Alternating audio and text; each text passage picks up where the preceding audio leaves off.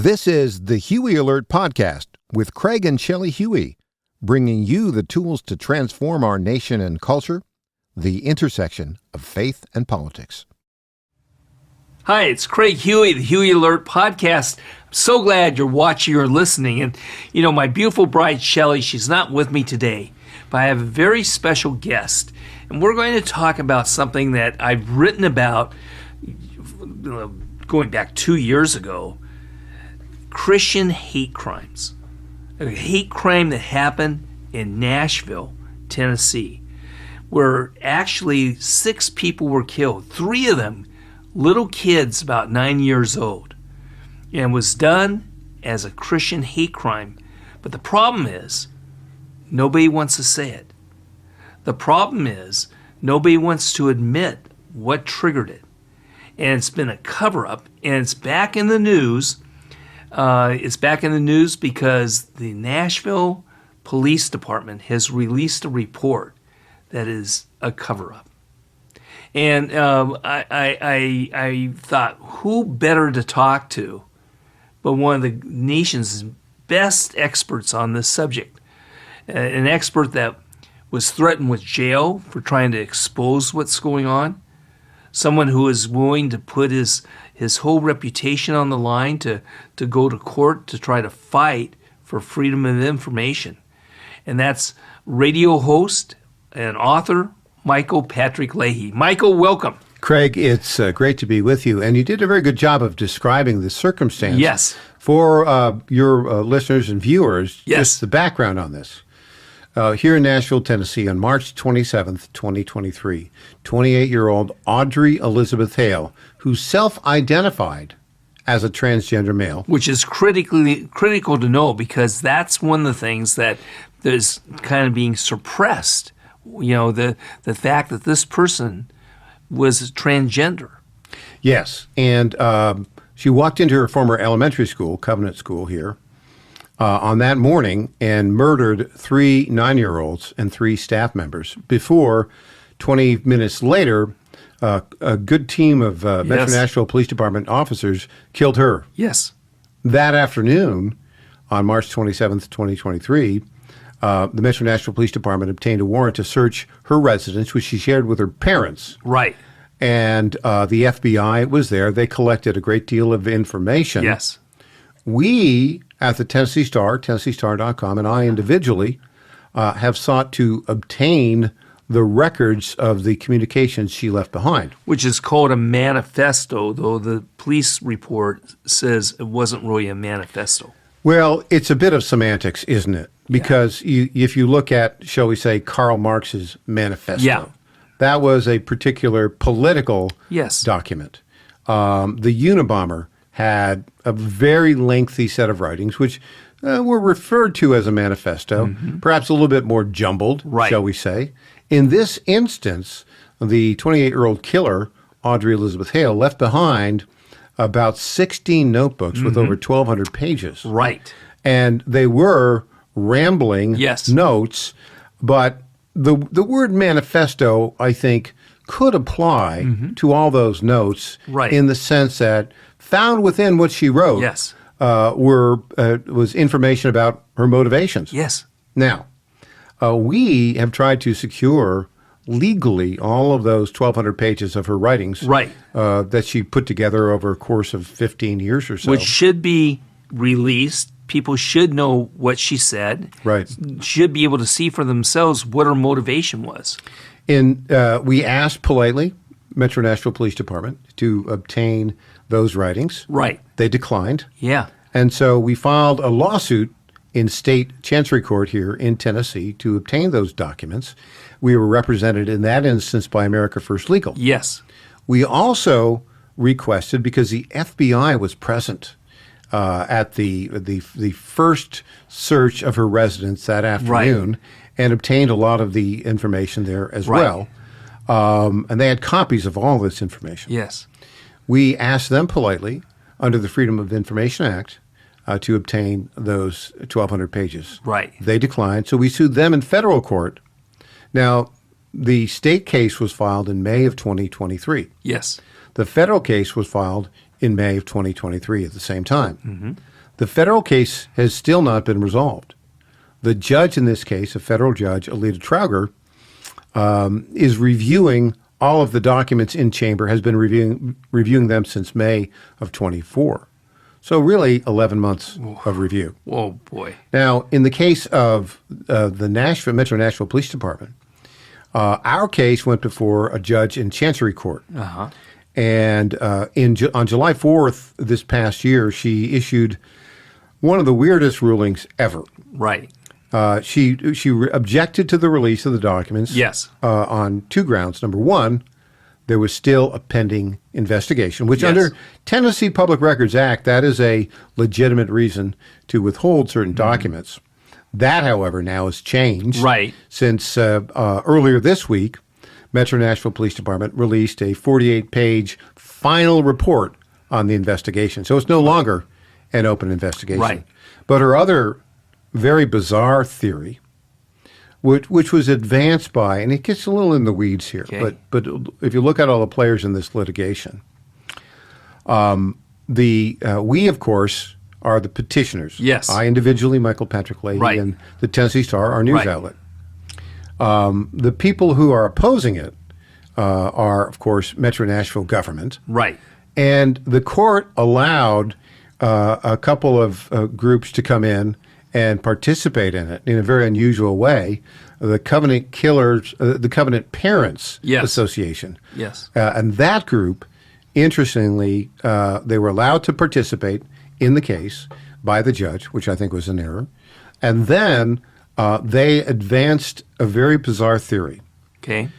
The claim is that the killer died intestate, that is, without a will. Right. We think there's some evidence to the contrary on that, but nonetheless, that was the claim. Right. And the parents of the killer claim to own the rights to all these 1,200 pages. Right. They legally transferred the ownership rights to all those 1,200 pages to this group called the Covenant Parents Trust.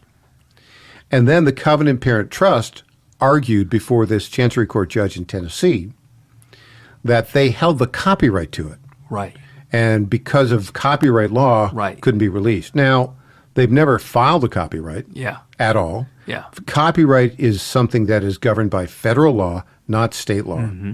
But in any event, that was the second reason why the judge refused to release these documents. Now, we're currently appealing that. And it's before the Court of Appeals in Tennessee. Now, fast forward to what happened just recently. Yes.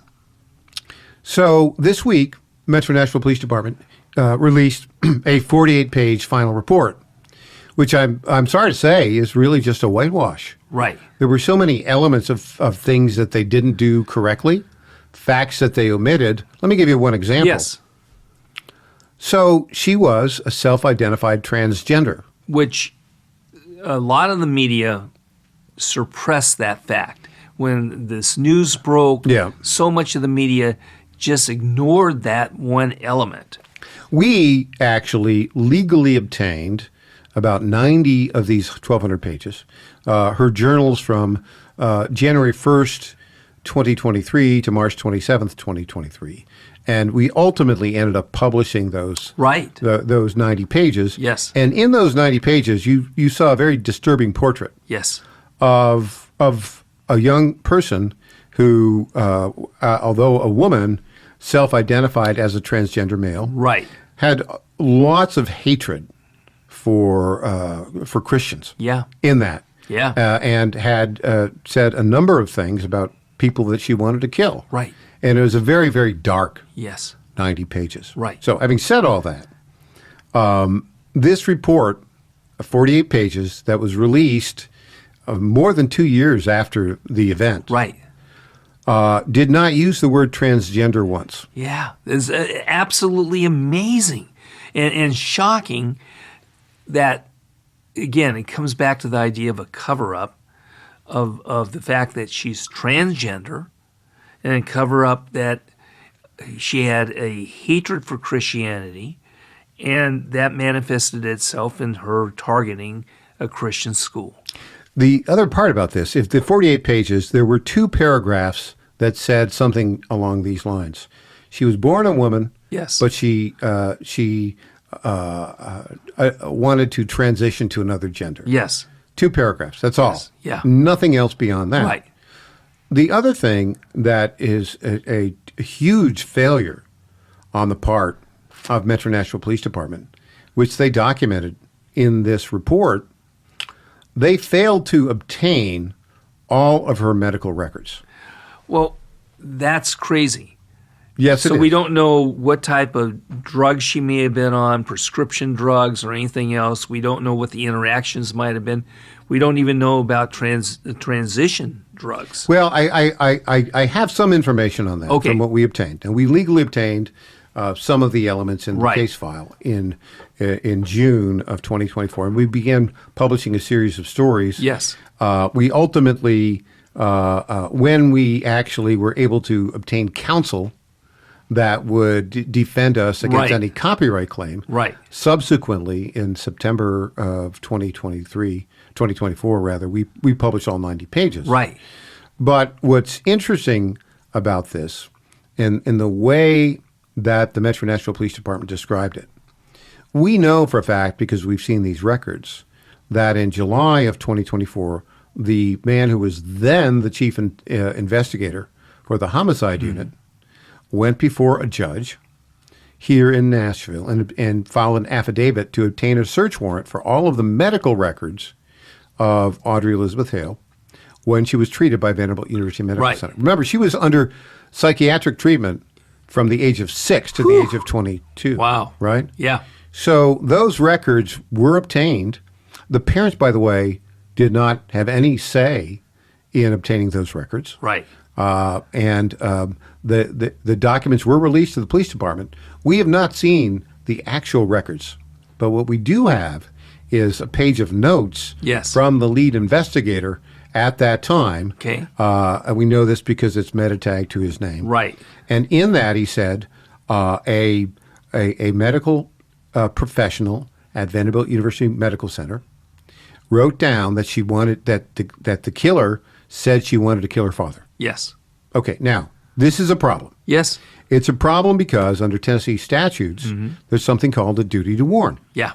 A medical health professional who hears a threat by a patient to kill someone must inform that which someone is only logical. of the threat. And yet, according to every piece of testimony that we've seen, this duty to warn was never followed up by this particular medical professional. So let me understand this, Michael.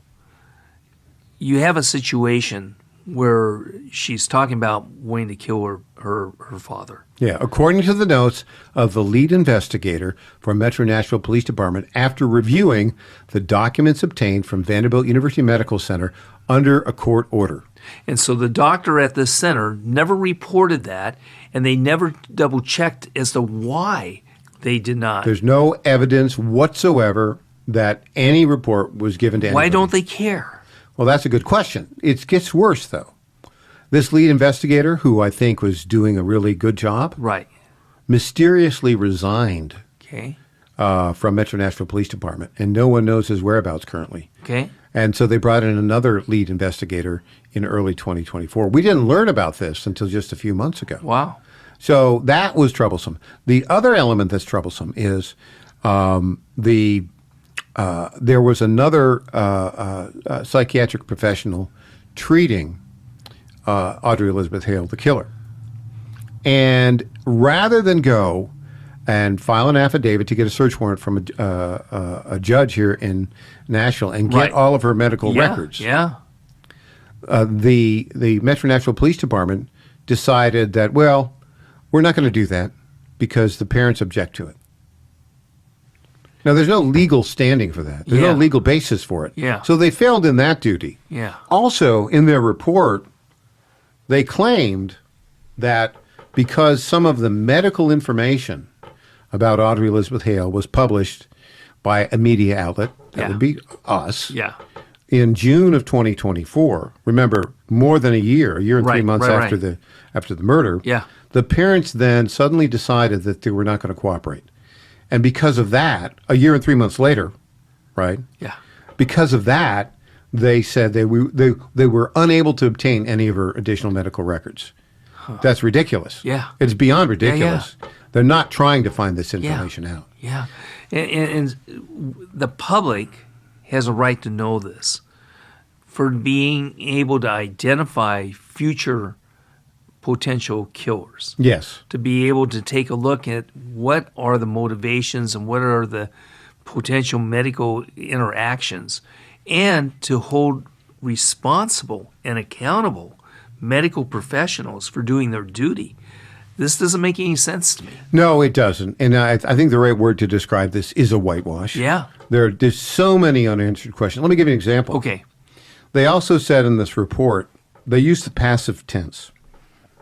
They said, it came to light that the killer wanted to harm her father. Right. And harm others. Yeah. How did it come to light? In what report? Who was told about it? Yeah. This is not the kind of writing that somebody who wants to get to the truth gets at. Yeah. We don't know what they mean by that. We're going to try to ask them, but they are in the land of whitewash and obfuscation. And really, the motivating factor here, one of it is political ideology, to obscure the fact that she was a woman who self-identified as a transgender, who was violent, and who hated Christians. So instead of truth guiding the investigation, political ideology guided this investigation. Yeah, there's no question about that. There's no question about that. Also, there's some interesting elements of it.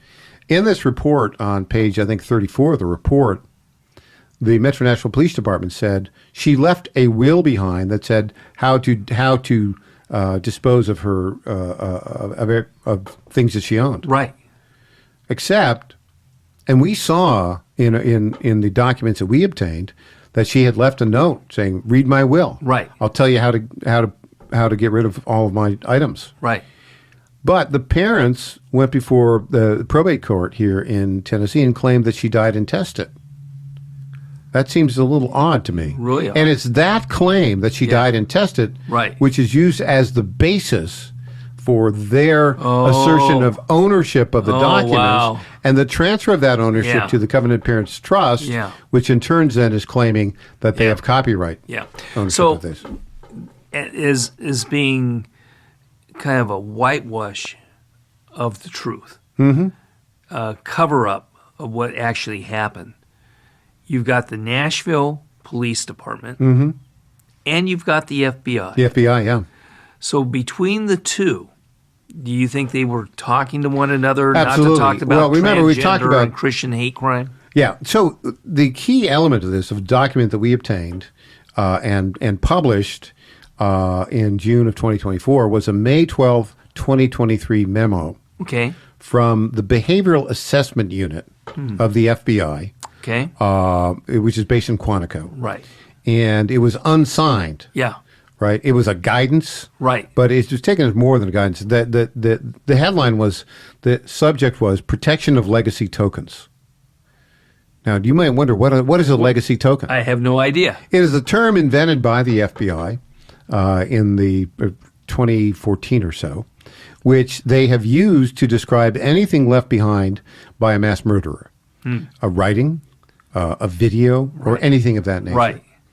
And in that guidance memo, which is apparently sent to every local police department, or at least was under the Biden administration, where there's a mass murder, they say, you can't ever release any of this information that's a legacy token. Yeah. And the reason is there might be copycats, but the other reason is it might reflect poorly on certain vulnerable groups, like, I don't know, transgender killers, right? Yeah. As a vulnerable group. Yeah. Or a Christian hate crime. Oh, Christian hate, that's a very good point. Yeah. It's so it was intended, and we've looked into that. We talked to the folks that originated the term. We don't know exactly who wrote the memo about protection of legacy tokens. They've hidden that right now. And it's not an official FBI policy. It's a guidance, but it comes across as an official FBI policy.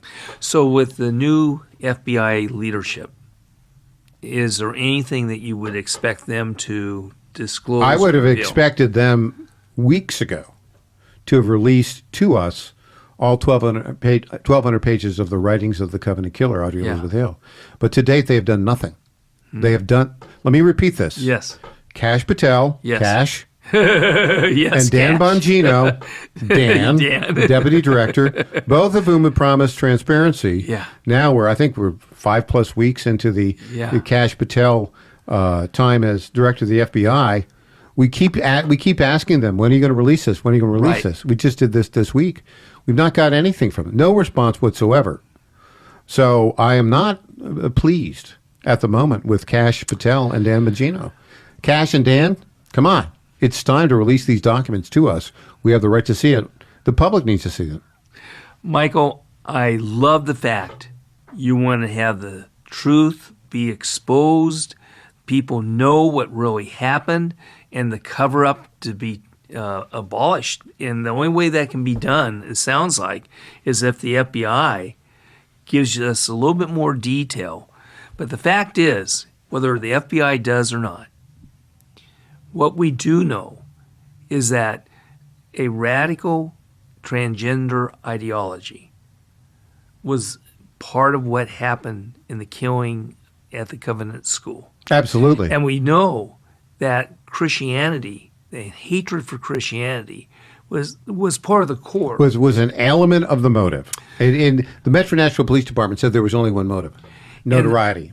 But it's well beyond that. And so we have the media cover-up, you had the old FBI cover-up, and this is such a terrible tarnish on the reputation of the Nashville Police Department that their cover-up is disgusting, is wrong, and it really shows, you can't trust even the local police department. In some instances. If it's ideologically driven. Particularly in blue cities. Yes. I would say. That's right. Where it's controlled by a liberal elite who don't want to talk about a Christian hate crime, don't want to talk about radical transgender ideology. They wouldn't want this to come out. And so we're revealing the truth. And Michael, thank you for revealing. Well, you're very the truth. welcome. And look, we'll keep you posted. I think ultimately the FBI will release these documents. Yeah. But they're slow. So, Michael, we're going to be watching. We're going to let people know when that happens. And here's one more thing. Besides being knowledgeable on this issue, you have a radio program. You have a online news service that is outstanding. Your knowledge base, your knowledge of individuals that you interview is extensive.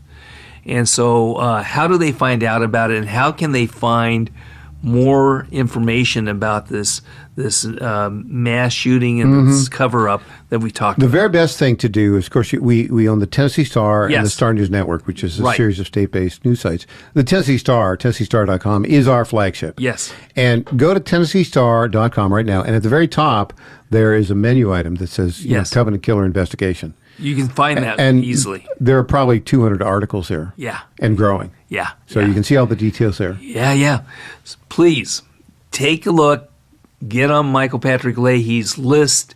Be able to see what he comes up with in exposing not only this, but other lies and myths and cover-ups that are going on. And he's a truth teller. And everyone, we need to continue to pray for Christian schools and churches that could be under attack by people who are haters of Christians.